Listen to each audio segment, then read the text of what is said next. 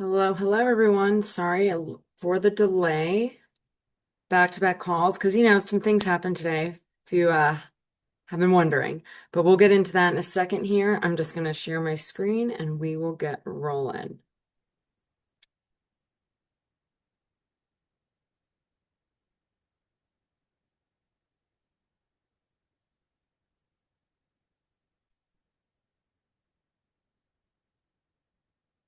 All right. First and foremost, I'm just going to check my sound because Zoom's been giving me some problems. So I'm just going to adjust my speakers and we'll go from there.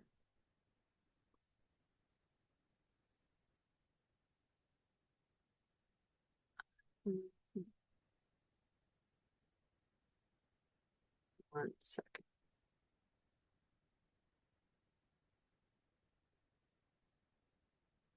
Switch here quick until we figure this out.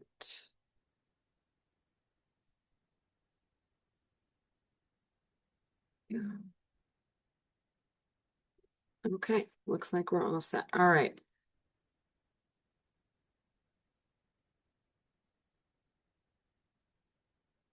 And we're off. All right. We have a lot of new people joining, and I appreciate that. I think a lot of you actually probably joined the last call, which had hundreds of people attend, kind of learning about what was happening with hemp after the federal ban language went through in the agapropes. And now we're doing a little bit of a follow-up to that, where we'll touch on a little bit of strategy, fundraising, things that are in the works. But in the meantime, I will first kick it off by introducing you to CABA, or the Coalition for Adult Beverage Alternatives.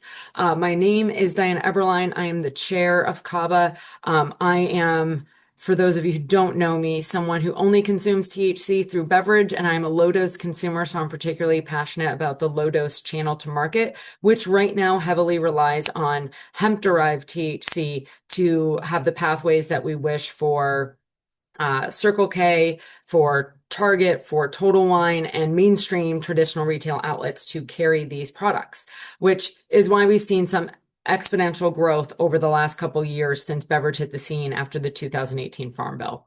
CABA was created almost a year and a half ago, and someone on an earlier call said, "Man, I feel like we've been working on this forever." That's called cannabis years, and that's a very real thing. But we are a mission-based group. We focus primarily on education and political action. We were created after the appropriations language for FY25 was created, and the Farm Bill language and the Miller Amendment was put in there, which was again about a year and a half ago. And our focus was to fight for a low-dose THC beverage channel while also supporting the other intoxicating hemp categories as well, in terms of supplements and other groups that are aligned in safe regulation and creating pathways forward, where safe product is access to the adult consumer to make adult decisions about what they consume and purchase and put in their bodies.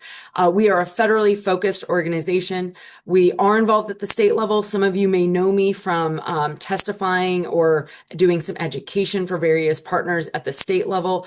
We were pretty involved in Texas. We have a number of partners in Florida. And a big part of that is because when we created CABA, we invited some of our largest strategic partners to the table, and that is the alcohol industry, mainly wholesalers and retailers where these products are sold and served. So we work very closely with groups like the Wine and Spirits Wholesalers of America. We also communicate with groups like National Beer and Beverage Wholesalers of America. We've also had conversations with groups that have lobbied against us in the past, which, if you guys have seen the letters, that's the Beer Institute, Wine Institute, Discus, which is distilled spirits. And big part of that is bridge building, education, because a lot of what these groups want to see is an even playing field. And right now we have a lack of regulation in some key markets. And, that has given us the opportunity to do things that some of our alcohol counterparts aren't able to do. So we do a lot of education about how we see that pathway forward looking.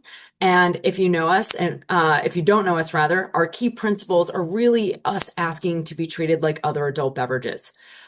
Yes, we advocate for low-dose hemp-derived D9 only in our products. We focus on low dose, which we have defined as up to 10 milligrams per serving, 100 milligrams per package.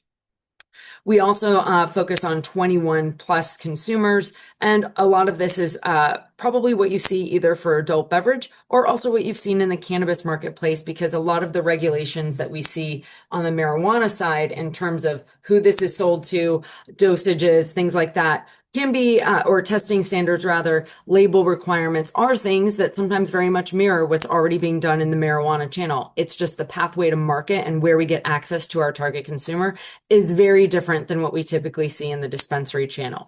So what we advocate for is to treat us like other adult beverages, let the, wholesalers that move adult beverages day in, day out and have done for decades also move our products. And also we ask to be taxed. We might be one of the only groups on the Hill asking to be taxed, but when you tax something, it makes it very difficult to, take back those regulations because it becomes a pay for it and becomes something where they are collecting tax revenue. And oftentimes that means it's funding other initiatives and other programs, for example, like enforcement. So this is a big push for us. And we've been asking for this for the last year and a half. And we've seen a lot of progress at the state level, but we have a huge battle ahead at the federal level, as many of you guys know, and we're going to dive into in a second. One thing I did want to touch on, and this slide is slightly out of order, but I'll still touch on it. What's on the shelf? We are still seeing products move, and it is important that we focus on the fact that while we are focused on a November 12th, 2026 deadline for intoxicating hemp products right now, products are still moving and they're moving quickly. We are seeing spikes partially because of the awareness that the turmoil we might be going through as industry leaders has brought to the category, but also people stocking up for the holidays because no one needs THC or even other adult beverages more than when you are going to spend time with family. Love my family, but I think we all know what I'm talking about.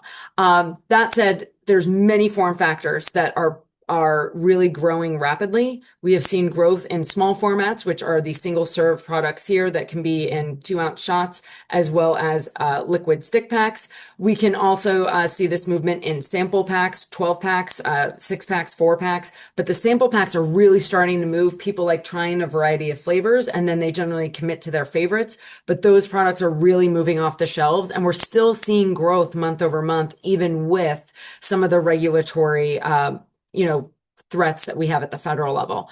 And then, of course, there's the large format, which has a variety of, you've probably seen these in a number of liquor stores, but they have a variety of dosages.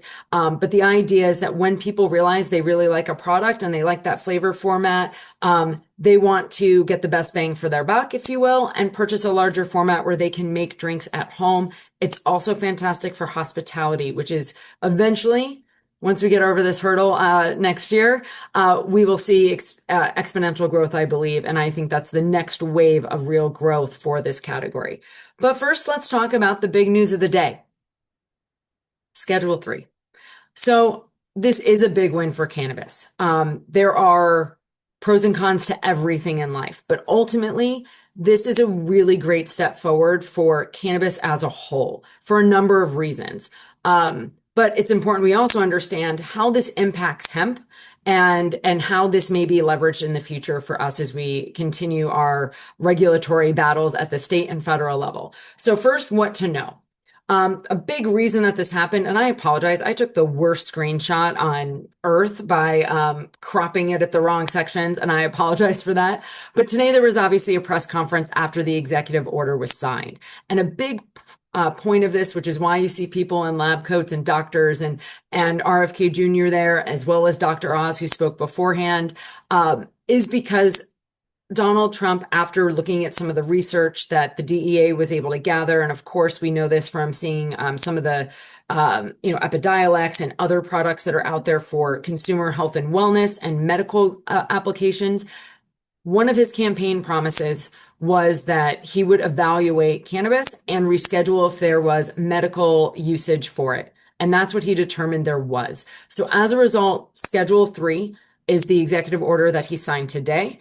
And his goal for this is to open up research opportunities and access for medicinal products.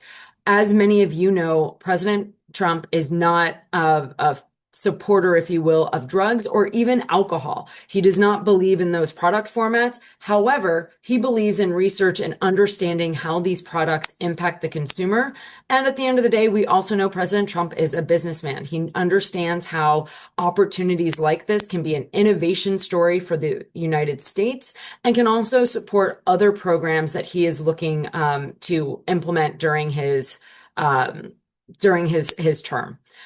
This does not legalize marijuana. It reschedules it to Schedule 3, which still is a controlled substance, just again at Schedule 3, which puts it at the same level as ketamine and other products that you would need a prescription for. So this does create an opportunity for pharma to get in more involved than they already are via Epidiolex and maybe some other things, but the research component is critical. And the research and the results from that research can really create an opportunity for people to better understand cannabis as a whole. Also, rescheduling means that people go, oh, maybe this isn't as scary as the DARE program originally told me it was when I was in third grade. This makes cannabis as a whole more approachable. And we've always said that Beverage has made cannabis more approachable. And this is just another layer on top of that. This can change people's perception of THC and cannabinoids in general, just because of the positioning and hearing people like Dr. Oz and others. I mean, Dr. Sanjay Gupta is another one that came out in support of cannabis a while back. That does change the perception of people. And it creates an opportunity for ancillary services to go, okay, wait, now that it's Schedule 3, we can legally work with these entities. So this will open up solutions for banking, hopefully, investment, other ancillary services that have been hesitant to support certain companies in the past. I mean, anyone on this call that's worked in cannabis or hemp knows that QuickBooks doesn't even want to work with hemp groups, even if they don't touch the plant. And it's just, again, it's part of the perception, part of understanding what's funded by the federal government and what subsidies they get. But it's again, part of this broader picture. So this does change momentum in terms of opportunities for us in terms of strategic partners. But also just, again, perception as a whole for cannabis. And this is a promise and things that we've heard from multiple politicians in the past, that we would get rescheduling, that we would move forward, and all of these things would happen, and they haven't happened. So I think a lot of us last night, I even asked ChatGPT to do a little, 'twas the night before Christmas, but rescheduling edition. We've heard promises in the past, and we haven't gotten those.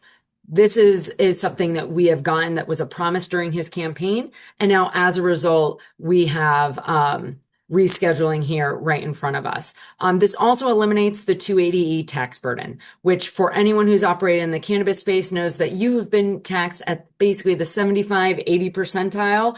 You don't get traditional deductions, that any other business would get. Makes it very difficult to operate like a normal business. So this does free up funds for brands to operate more successfully in the dispensary channel. And hopefully this leads to further reform of regulations at the state level, and improvements there, because I think we all agree, whether you work in hemp or marijuana, better regulations on either side help everybody. Because this is really just about creating access for THC and other cannabinoid infused products.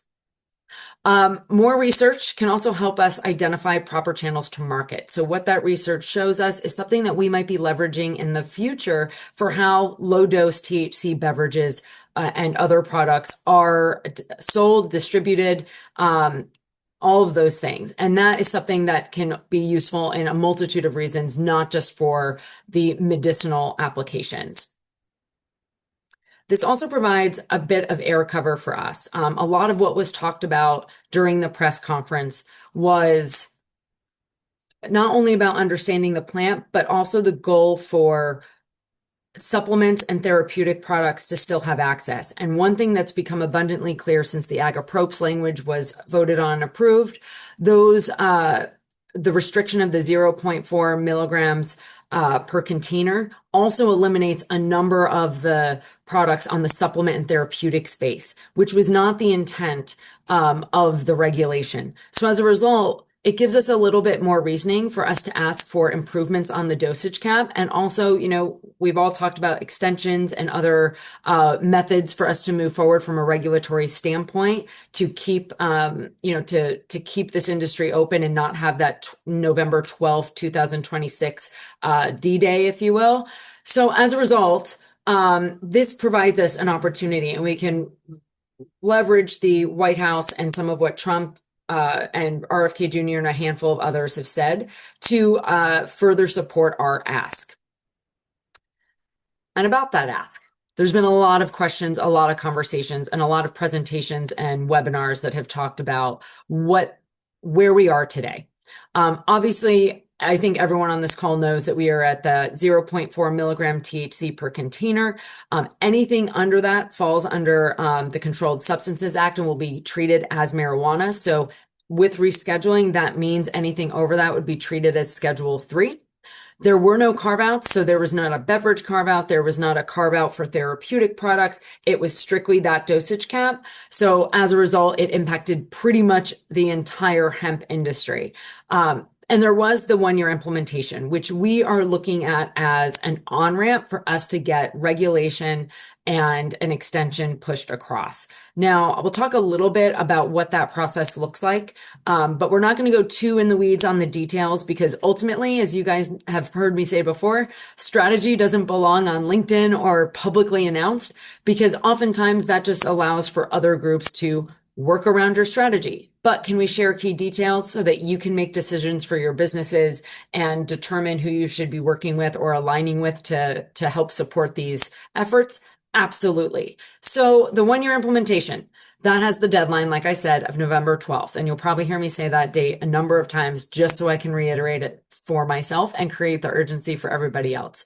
There are about 27 states that have Controlled Substances Act triggers, which means as soon as that date hits, those states revert back to that regulation. So that can create conflicting regulations at the state level, in states that might have an existing hemp infrastructure that they might want to keep promoting or pushing forward, or maybe it conflicts with their dispensary channel. There will be things that they have to adjust if they have that trigger.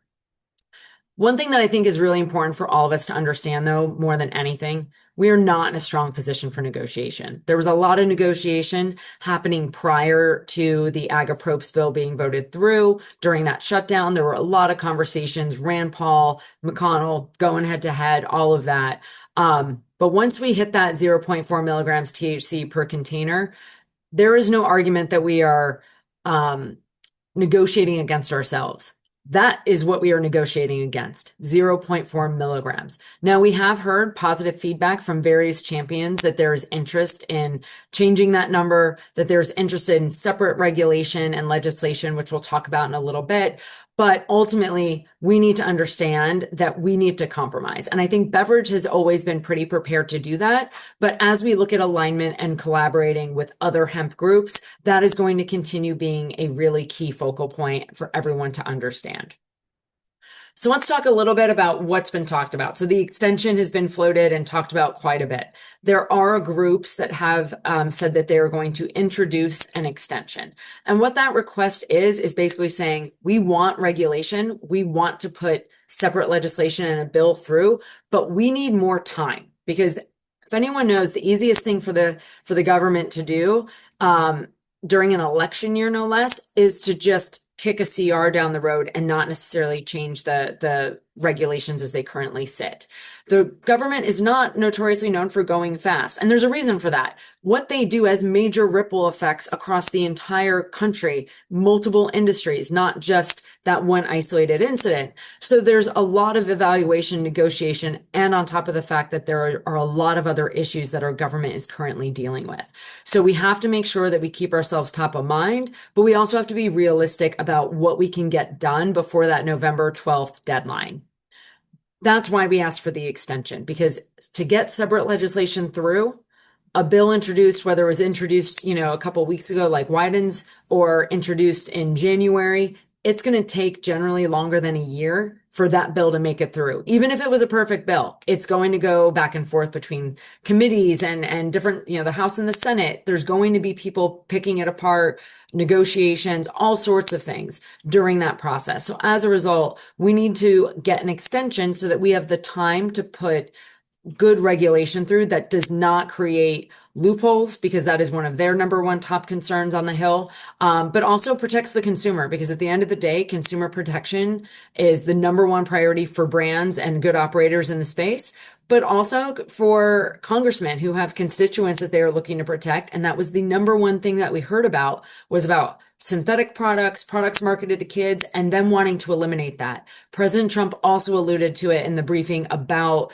rescheduling. He did not, rescheduling, and his stance on this does not mean that he wants high dose products, synthetic products, or products marketed to kids back out into the market. He wants research, he wants safe access. And also another point that I should have highlighted, he also wants to put, and there is a program in place for this that will be implemented in April, for senior citizens to be able to purchase CBD full spectrum products and get reimbursed for them. So under like the Medicare program. So that's an exciting thing, to be normalizing access and focused on patient care. But our products are adult rec, and we focus on adult recreational purposes and, things that are therapeutic, but not necessarily at the medicinal level. So there is a key distinction there. There's also no guarantee of an extension. And what I mean by that is that it's rare that we see things like that. We also know that we have some major opponents on the Hill. McConnell is not, likely to completely back down when the ink is still drying on his AGA-Probst bill, which he obviously felt very strongly about. So we need champions, and we need champions to put requests out, but also to speak up and be vocal to expedite that process. So there will be an attempt, for an extension to be attached to the January 30th CR, which is obviously the end of next month. That's not necessarily a lot of time, and we need to see how much support that request can get. But that extension might be anywhere from 12 to 24 months or so. And again, we haven't seen necessarily formal language proposed just yet. So we need to make sure, we haven't seen formal language yet. So we need to make sure that that is accurate before we start, releasing specifics. And we also need to know what our ask is going to be in case we do need more time than that initial extension asks. But that extension would be on top of that original 12 months that now we are ticking down. January 26th, shutdown or CR. There's a lot of questions about whether we'll see a shutdown or we'll see a CR, and it seems to be very split, depending on who you talk to. Now, I will tell you, I expect to see a CR, and I think a handful of others expect to see a CR, because a lot of congressmen do not want to shut down the government a second time right before an election, particularly if they are in a battleground state. So we will definitely be kind of keeping an eye on this, but we will be watching and waiting, and obviously working very diligently in January to see how much progress we can make. Because as we all know, the more progress we make, the more swiftly, the more engaged our partners stay. The wholesalers, the retailers, other ancillary services, and other groups. State and regional activity. So we've had Ohio, South Carolina, we've had lots of discussions in other key markets where we're hearing some legislation is stalled, some is, they're going to keep pressing forward. It's important that we don't sleep on the states. Last year, there was a lot of focus on the states and not necessarily as much support, if you will, for some of the federal stuff, because I think there was that mentality of we're too big to shut down, we're going to be okay. Until, of course, the last 6 months of the year, when it just seemed like it was just a constant onslaught of us having to fight and negotiate and all of that. But we can't forget about the states. And the reason for that is because some of the states are our best reason example of how we can successfully regulate. And those states are going to be our champions at the federal level because they don't want those infrastructures going away. Tennessee doesn't want to see their infrastructure going away. The wholesalers, the retailers, they are on board. But it's important. We always said it was the chicken or the egg. It is a little bit. We need the federal to keep the states open, and we need the states to prove that the infrastructure exists and we can safely sell these products to adults to, again, have access safely and make adult decisions. Alcohol supplier support. and beer wholesaler support. Obviously, there's been a lot of conversation about these groups. The number one thing I hear about is an even playing field. But not just an even playing field in terms of regulation and, hey, you guys can pay for sliding fees. We're not allowed to do that. Right now, there's direct to consumer. There's a lot of different components to what an even playing field means. But one of the number one things that comes up all the time is the bashing of alcohol. I know that a lot of people on this call, because I've seen you guys at hemp conferences and retail conferences and wholesaler conferences, the lobby bar is doing just fine at our conferences. There's no reason for us to need to bash alcohol because we've always said, in particular for beverage, the experience and the environment dictates the beverage. On a Tuesday night, a THC beverage might be my go-to. On a Friday night, my girlfriends and I are going to split a bottle of wine. I don't go clubbing anymore, but if I did, it would be a vodka soda. That there's always going to be room, and alcohol is not going away. There are trade restrictions in alcohol against them marketing against other categories. That is a thing. They're going to expect us to do that if we are truly evening the playing field. So it's very imperative that right now, while we need as many allies as we can from the hemp and the alcohol worlds, that we keep that in mind and we think about what our actions and our words right now are doing to our futures. Because for brands in particular that are on this call, if you are bashing alcohol, this could change your relationship with future wholesalers, retailers, potential merger and acquisition partners, whatever this ends up looking like. Those words will stick, particularly if you've written them down. I think in the last month and a half, I've seen more screenshots and things sent around, and that's a real thing. I'll tell you this. I heard something on Monday. I was in a meeting. It was read out loud. It was an email.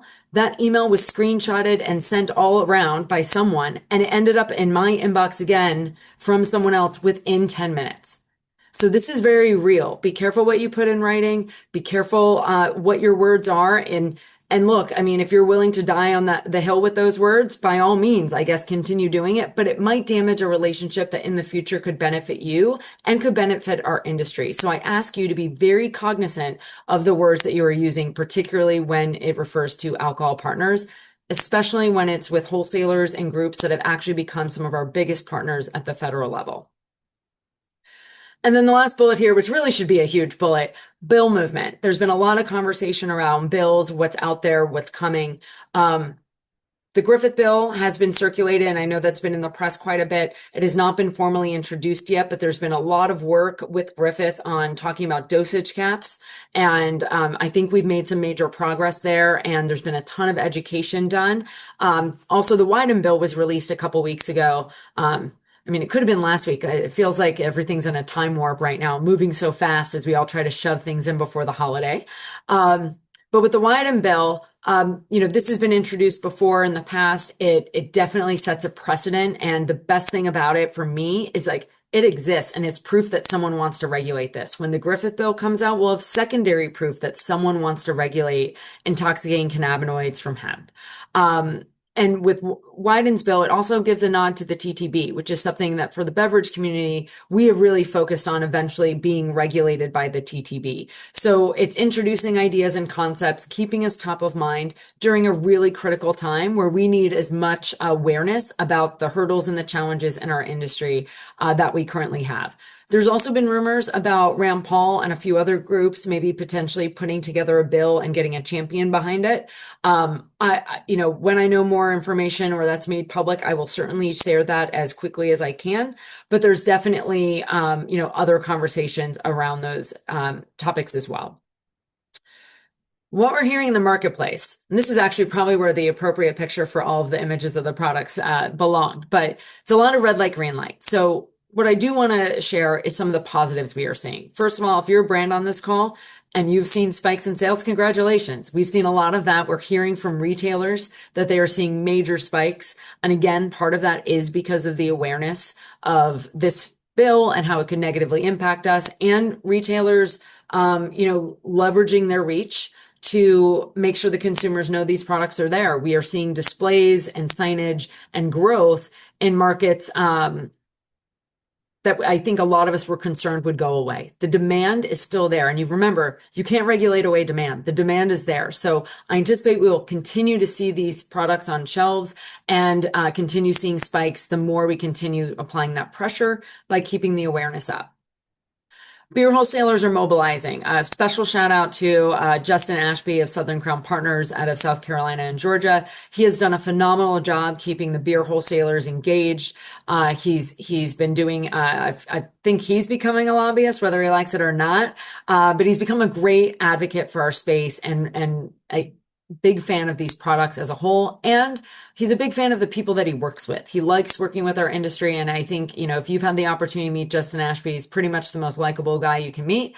But ultimately, getting the beer wholesalers engaged while some groups are still somewhat bifurcated and not necessarily able to take a stance, that is huge because making sure their voice is heard is incredibly impactful at the state and federal level. We are seeing positive indicators from our allies and champions. So when I say that, I mean we've got champions on the Hill, groups in certain states that are really starting to mobilize and become more active and more vocal. It's one thing to have someone say, "Hey, I agree with you. I'm not going to stop, what you're working on, but I'm not going to be vocal about it either." We need vocal champions. Someone not willing to, stop progress or get in the way of a ban bill. It's not helpful to us until we can get them to be more vocalized. And the more champions we get, that's a ripple effect. More and more people kind of get on board at that point. So we need to keep, applying that pressure. But a big part of this is education and listening to the feedback we get from them. So that feedback and what they say about what they're comfortable with from a dosage cap standpoint, that's critical. We need to be listening to that feedback. We're not always going to be able to educate our way to get what we want. There is going to be compromise and we need to be prepared for that. And we'll talk about that a little bit more on the next slide. But as of right now, we are getting positive indicators and there is opportunity for us to have more support at the federal and state level, as well as from the alcohol industry and, in Congress. Industry alignment still happening, still working, still a lot of communication, a lot of streamlining is currently being worked on. Another Slack channel, but that's helpful. We're sharing a lot of information between the groups, and I think that's imperative for us to be most effective, especially given the restricted timeline. So we have the supplement space, industrial hemp, intoxicating hemp, alcohol, all collaborating. We have some MSOs that are really in support of a low dose channel getting involved. It's all hands on deck. And the more united we can stay in our ask, the stronger we're going to be.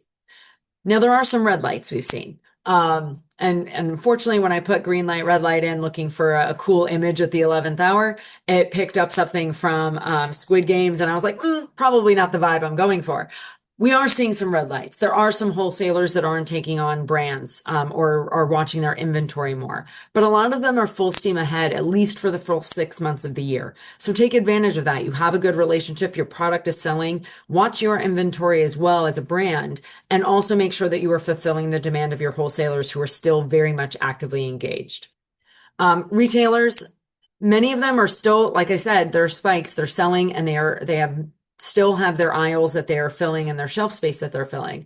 But some of them have stalled in terms of expanding into other markets. And I think part of that is also because some states have stalled in their regulatory and legislation efforts. So if they're stalling in those capacities, for a store or a group to take on some of the legal risk or burden and invest in expansion might not seem like the right time for them. If that state is starting to get really aggressive about legislation, maybe they rethink that and they think, okay, like there's a pathway, we're seeing momentum, let's do it, let's get in while we can, have first mover advantage. But that's going to vary by retailer. And this is another opportunity for you to really listen to your partners.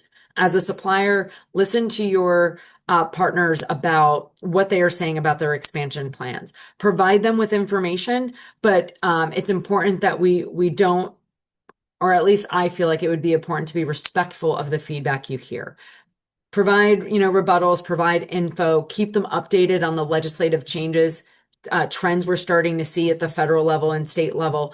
share what's happening in other states so that they can see what maybe they can influence in a state that they have a large presence in.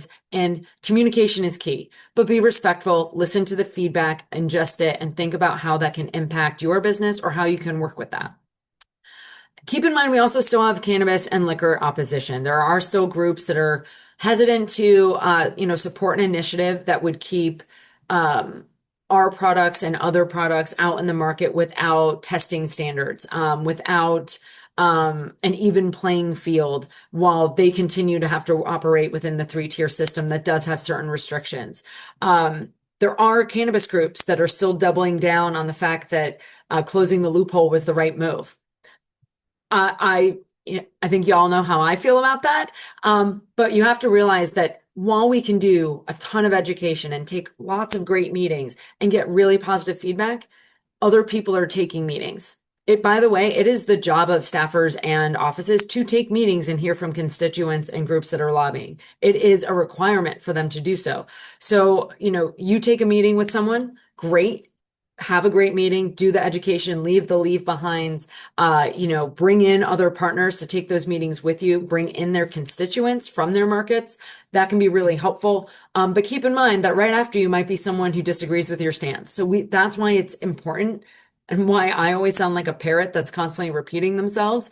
It's important that we do that. Because ultimately, we absolutely have to keep the narrative up, the awareness up, and make sure that they understand where we are coming from and the good players and the responsible actions we are taking to protect consumers and also create a thriving industry that they can regulate and make work in their favor in terms of, polling votes. Let's be honest, that's a big part of politics. They want to make sure that they don't do anything their constituents don't like. They're going to ask opinions.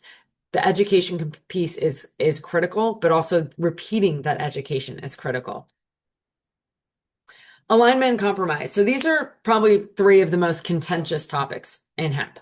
Number one is the dosage cap discussion. So as many of you know, CABA has always advocated for the low dose THC beverage category and pathways to market based on it being low dose. It shouldn't be a hemp versus marijuana conversation, but we're currently there because of the current regulations. This, in our opinion, is a conversation of what are the appropriate pathways to market and retail channels for low dose THC products. And in our case, beverage. As a result, we defined what low dose was, which was up to 10 milligrams per serving, 100 milligrams per package. However, we have been told numerous times in meetings for the last year and a half, whether it's a meeting with the FDA or another regulatory body, we have been told that is just not something that they feel is palatable. What they are more comfortable with is something lower, closer to 5 milligrams. Again, this is one of those moments where you have to hear the feedback. And you have to ingest it, and you have to realize that if you're hearing it from multiple offices and you're hearing it from regulatory groups that have relationships with these offices, that might be the reality we're living in. It doesn't matter what sells best. We all know that 10 milligrams are flying off the shelves. We all know that in some markets, the higher dose products that are even higher than that are flying off the shelves for some wholesalers and retailers. But if at the federal level, they have no interest in entertaining that, and you keep pushing that without hearing their concerns and answering their questions, you're not going to have an impact. So we may have to compromise and come and determine a dosage cap that's closer to 5 milligrams as a result of getting something through. Because a foot in the door, this industry blows up if we get a foot in the door federally. We get that thin layer of federal baseline that very hard to go backwards once you get that federal baseline. So that's what we're working towards, a foot in the door. And it can really change the future of our industry, even if we have to take a couple steps back, as an industry by compromising. We're not going to get everything we want. And it's important that everyone hears that and understands that. And when you're at 0.4 milligrams per THC per container, that's your other option right now. So we need to be cognizant, hear the feedback, ingest it, and figure out how we can come up with common ground by compromising. The other issue is direct to consumer. And again, keep in mind that 0.4 milligrams THC per container. Keep in mind that there's a lot of people that want to shut intoxicating hemp down. Keep in mind that we still have opposition from different groups that might not align with us. And then think about how it might be received by a member of Congress or a staffer to hear, we understand that you want this to go away, but can we get direct to consumer? Can we ship direct? They're going to be like, what room are you in? What are you hearing? Like it doesn't click. And I understand that that's a huge compromise for a lot of people to eliminate direct to consumer. I know a lot of sales are strong in the direct to consumer channel. I know a lot of brands have built relationships with their consumers and have utilized that to get wholesaler and retailer partnerships through direct to consumer. But we also have to keep in mind that we are trying to get Congress on board with something that they aren't necessarily comfortable with. And direct to consumer is not something that is super traditional in the alcohol space, but there are carve outs and there is state legislation. Direct to consumer can very much be something that is battled out at the state level. Asking for it, though, at the federal level could blow all of our ask, and we could end up with zero point 0.4 milligrams per container. So we need to be, again, just cognizant of the feedback we are hearing and understanding what we may be able to get and not be overly aggressive. Because while we have made progress with some of our champions who want to introduce legislation with higher dosage caps and want those therapeutic products that have been eliminated essentially or would be eliminated with that zero point 0.4 cap, while we have champions, we need more champions. We don't have the upper hand here. The alcohol industry will be fine for years to come if this goes away. They have a product to sell and market. So for the hemp brands on this call, I'm asking you to really consider and think about where we might be able to compromise and join associations, be in the conversations, share your feedback and thoughts. Like this is the time. Get it all out there. But you need to listen to the people in the room and understand where the feedback is coming from. It doesn't mean you trust everybody. I think we all know that a lot of things are said when actions look different than what is said. You don't have to trust everybody. But I am asking you to have the conversations with different groups, decide who you trust, work with them, and take the feedback that they are giving you while listening to the marketplace and what you're hearing as a whole, and move forward responsibly while having as much information that's available to you as you can. Category transparency and health and wellness. A lot of people felt duped by the Farm Bill. A lot of people felt that groups that represented intoxicating hemp were hiding behind the health and wellness narrative. A lot of people, as a result, and when I speak about this, I mean members of Congress, regulators, different groups, they're on high alert. They are concerned that whatever legislation they put through will create another loophole situation where they somehow allow a product that they didn't intend to be legalized to be accessible. And again, their priority, especially if they're a regulator, is consumer safety. So it is important that we as an industry, particularly the hemp industry here, is transparent, honest, uses data, and is transparent about who their members are and what they represent, and compromises.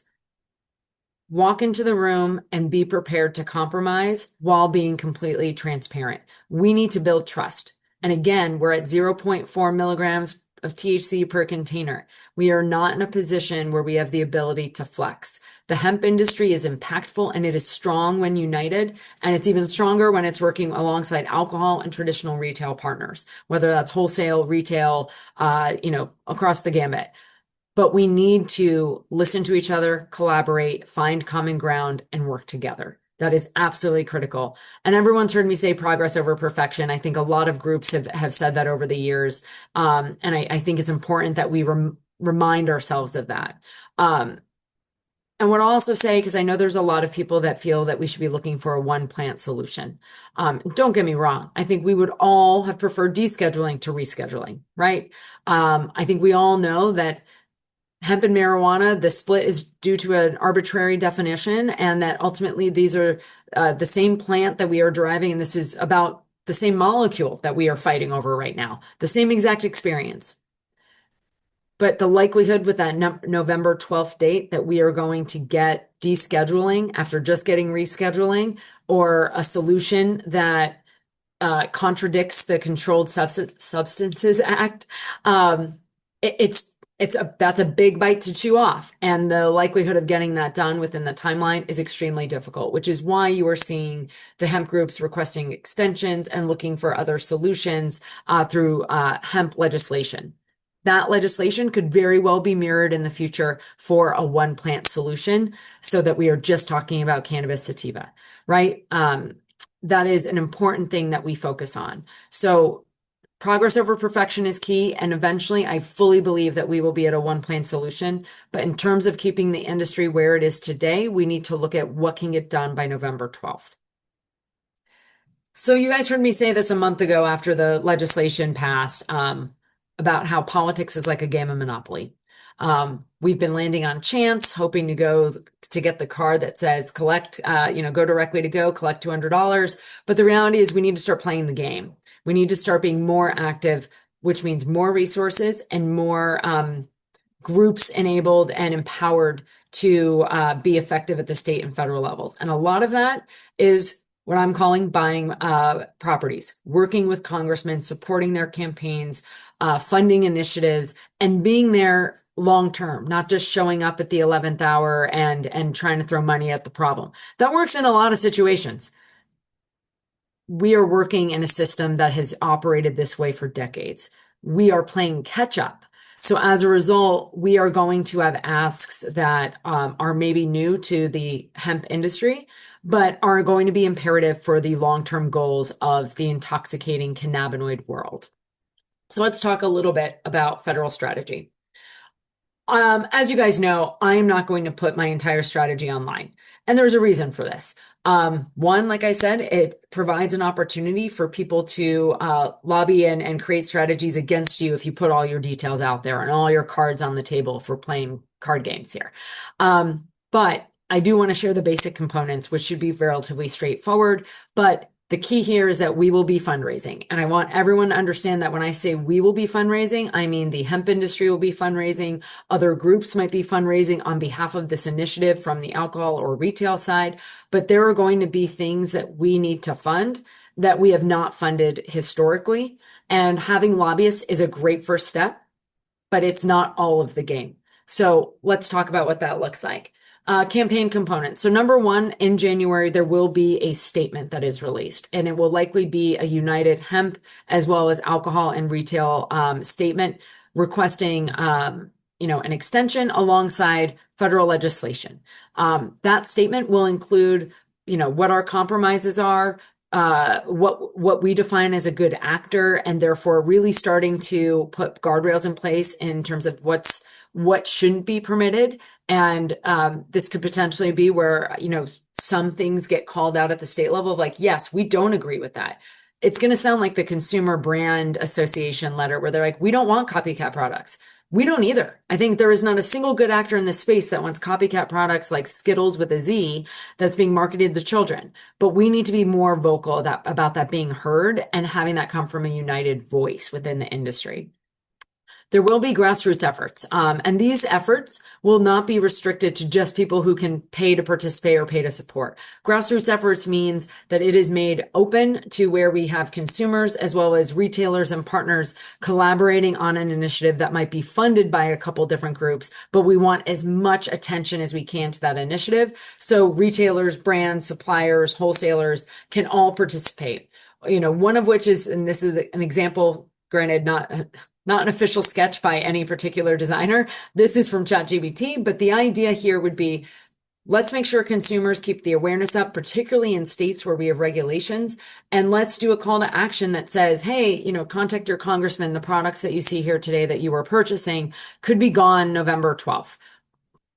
Everything we are asking for fundraising on, whether it is CABA or other groups, it is going to be likely a collaborative effort. There might be certain initiatives that are certain specific, but the call to action should be the same, which is the extension and call for regulation.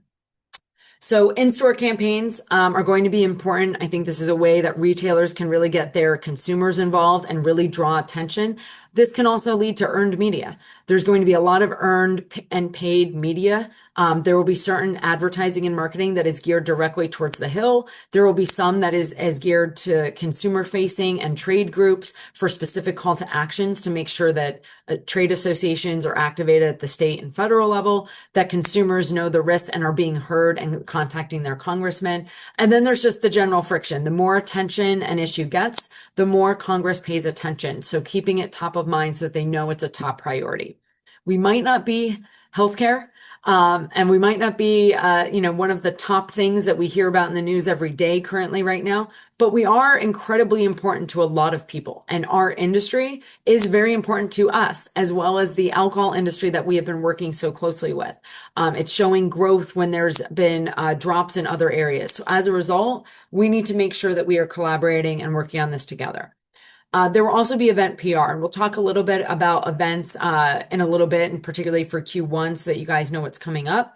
But also keep in mind that, having us focus on event PR and activations, maybe that educate and keep certain groups engaged, does not necessarily mean that the brands and suppliers themselves need to be buying booth space or need to be present there. It means supporting the groups being activated there, meaning, whether it's CABA, Roundtable, WSWA, we need to make sure the topic is top of mind and happening there. And there can be media that covers whatever that talking point, whatever that panel or presentation might be. But with limited resources and how things are in the marketplace currently, it's not imperative for every brand to be at every event. There will be some FOMO, but lots of brands are pulling back and limiting their marketing spend. I don't think there's a single brand I've spoken to or group operating in hemp that isn't evaluating their event calendar, as they should. So keep in mind that while I might have an event on the calendar that CABA might be participating in or I might be attending, it does not mean that that every brand needs to be there. So do not take that as a directive.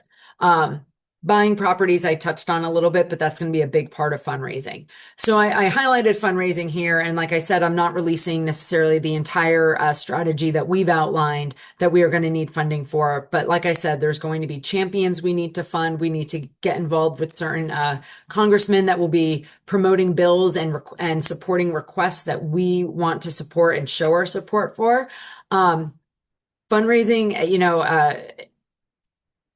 the more money, the better, someone said to me yesterday. And yes, so the target's going to be a moving target, but we will prioritize specific initiatives based on how much money we're able to raise. What I do want you guys to know about CABA in particular, if you aren't already a member, all dues and donations that are made to CABA are for government affairs efforts. We have no paid staff outside of our lobbyists who are obviously external partners of ours. And we have 4 lobbyists with 2 top firms in DC that we work with. And CABA is 100% volunteer based. And also I should call out this QR code doesn't go to anything. So if you're scanning it, I apologize. CABA is 100% volunteer based. I have a full-time job, which means I have skin in the game. My full-time job right now is to make sure that this industry stays alive. I want you guys to understand that if intoxicating hemp goes away, this drastically impacts the company I work for. It drastically impacts me having access myself to low-dose THC beverages. And I think that's really important for people to understand because most associations, when they become more established, do have a formal executive director. They have staff, and that's important, and they execute a lot of stuff. But we're not there yet. We haven't grown to that point. But my primary goal is to keep this industry alive. And I want you to understand that I took, my company knows this, I took our loss with the appropriations bill very hard personally. And it's because I care so much about so many of the people that are on this call. And I know a lot of people have supported me and numerous associations, and we lost. But we've had so many wins in the last year too. The partners that we have built relationships with, the wholesalers that have worked so closely with some of the brands on this call, the retailers that are now actively engaged and working to get more partners involved. There have been wins. We got a veto in Texas over hemp. Like there have been wins that this industry has gotten. So don't forget that and I'm speaking to myself just as much as I am you. Don't forget that because those are some huge wins that I'm sure a lot of people didn't expect us to get, but we're getting there. And fully anticipate because I'm really stubborn and really competitive and I don't like to lose. We will have more wins and we will prevail one way or another. And now we have rescheduling. So we do have some wins that we can celebrate today. Um, how to support. So what works best for you? I talked a lot about this on the next call, on the last call, and I don't want to go too far over because I realized I was a little bit late getting off my last call to jump onto this one. Join an association or coalition if you haven't today. Um, Understand their mission and how it aligns with you, and make sure your dues are going towards the goals of your mission. That should be your primary concern. Hire a federal lobbyist if you can afford to do so, but if you do so, make sure they are connected to the association or a group that has already been on the Hill. They can help them catch them up to speed. There is a meeting January 7th in DC where a lot of the newer lobbyists that have registered in support of hemp will be meeting with some of the groups that have been lobbying for the last few years, closer to even a decade for some groups, on this issue. And it's so we can make sure we are all aligned, reading from the same handbook, you know, aligned in our messaging, but also catching them all up to speed because there's a lot of education. Anyone who's tried to learn cannabis in the last few years knows that cannabis is much more complicated than people I think initially assume. We try to keep it simple, but if you dig into the weeds, no pun intended, maybe a little pun intended, that it is complicated. So the faster we catch everyone up to speed, the more effective we will be on the Hill federally, as well as at the state level. Collect, prepare, and leverage your resources. You as a brand right now, I know a lot of brands lost federal funding, sorry, I know a lot of brands lost funding or investors or have limited resources as a result of the lack of clarity and the risk that November 12th poses. Not everyone is going to have financial dollars or be able to afford to hire a lobbyist or anything like that. However, you might have other relationships and other tools in your, you know, shed. Oh, sorry, couldn't think of another word in the moment. A toolbox that you might be able to leverage and utilize. Connect them with other groups. Connect them with someone like me. I will help them get on board. We will help them understand how they can get involved. That is my job. There's going to be grassroots support efforts. So even if you can't necessarily afford to donate additional dollars other than your dues and at whatever level that is, that's okay. But you might have other resources. So take that time, collect, prepare, and leverage your resources. And if you're not sure if you have a resource, feel free to ask me. I'll help you. Any help is good help. So by all means, don't hesitate to reach out. Going into Q1 events. Not a one size fits all. So like I said for everyone earlier, just because the event is listed here does not mean you need to be there. But there might be channels that are particularly important to you that you want to invest in. It is going to be up to you at the end of the day. That said, January, February, March, going into Q1, there are a number of events. I'm not going to read them all off here, but I wanted you to know that CABA will be involved in the National Governors Association policy event, which is an invite-only event that we will be activating at. The Beer, Wine, and Spirits Summit in San Diego in January, CABA will be on a panel. WSWA Access Live, I'm sure we'll be covering this topic. They are one of obviously our largest supporters federally. And then there's CannaBev Summit, which I know a lot of the people on this call attended. It will be in Miami. There might be some slightly different programming since the market has obviously shifted and changed. But, keep an eye out for an update on that because I think for some groups, this is going to be an event that you definitely want to attend.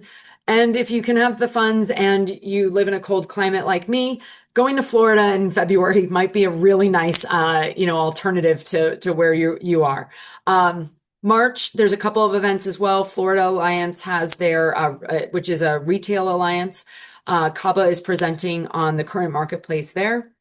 And the CSP, which is a media platform for C-stores, is having their cannabis forum, their first one, March 23rd through the 25th. And that is in Chicago. The other thing I'm going to note, if I am not presenting at an event, there's a very good chance that I am keeping my butt in DC because we are going to be busy. And I want to make sure that I'm available because to my point, my dedication and focus is this.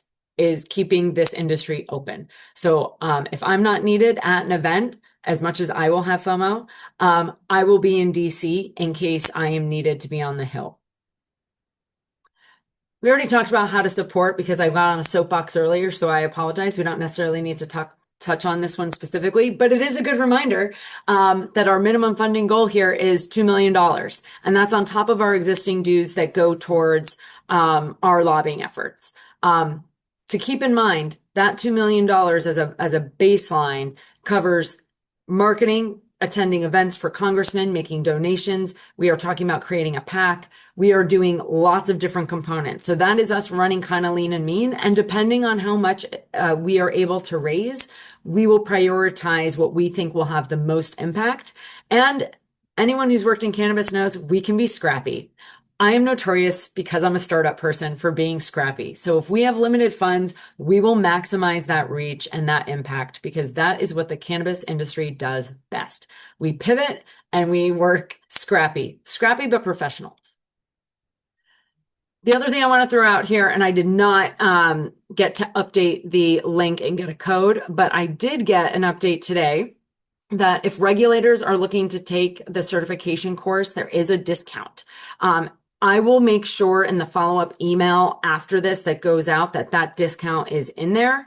It is extreme, training and education is extremely important. I think it's a great opportunity that regulators can potentially explore this certification. I know some groups, their CEO might have done the program, and then if they liked it, they ended up having their entire team do it.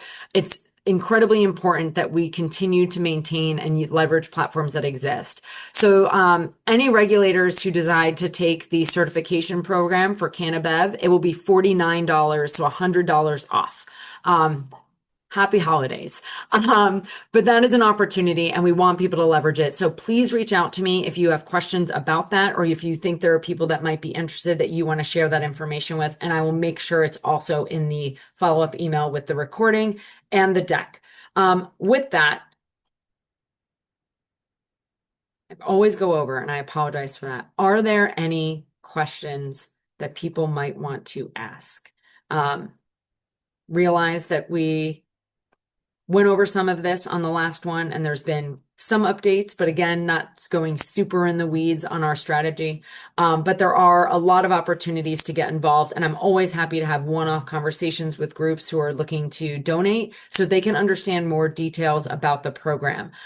For the CABA members, we had earlier this week a more in-depth presentation of what our activation details look like. So if you're a member of CABA, we do share that information because we want you guys to get involved. Again, the only reason we don't put strategy out into the ether just for anyone to see is because it makes it easier for people to work against us. So nothing against anyone on this call necessarily, but I do want to be very cognizant and make sure that we don't do anything to prevent any progress that we could potentially be making. It doesn't look like we have any questions. So if you guys don't have anything else, I will let you guys go. This was our last monthly call for the year. It's been a year. Somehow it's December.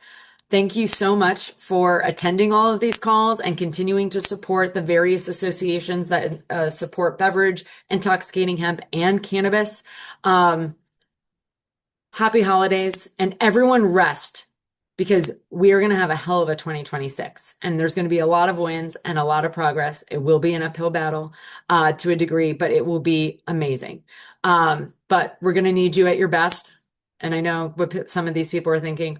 Some of you are thinking, Diana, we're going to need you at your best. Yeah, I'm taking some vacation. Don't worry. Thank you guys very much. Appreciate all the kind notes that I'm getting. Thank you for the text. Have a wonderful holiday season, and I will see you in January.